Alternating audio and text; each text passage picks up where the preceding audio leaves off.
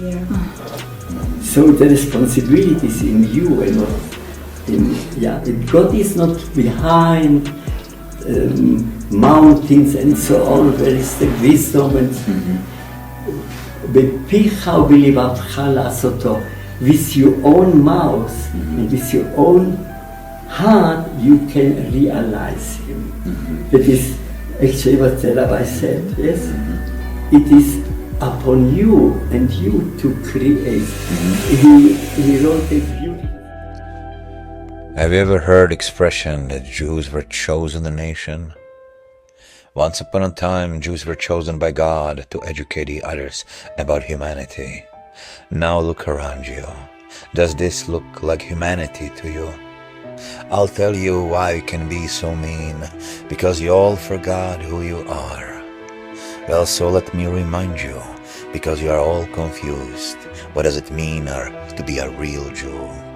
Does the country you come from, the language you speak, the clothes you wear, or your success in society give you the right to say you are a better or a real Jew?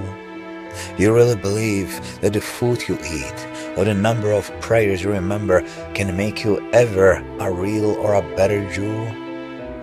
Only when you find the strength to sacrifice your own piece of bread in a world of starvation like this.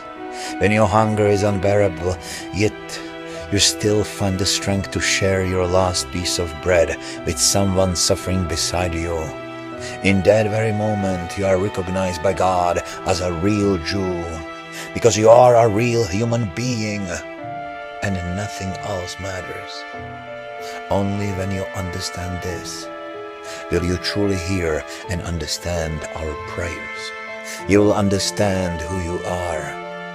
You have to change right here, right now, because there is no time left, and we have no one else, only ourselves. There is only one God waiting for you to wake up. It is a man who divides men, as evil forces want to divide us. Do not despair. We can defeat evil together. We have to unite. Theresienstadt, February 1943.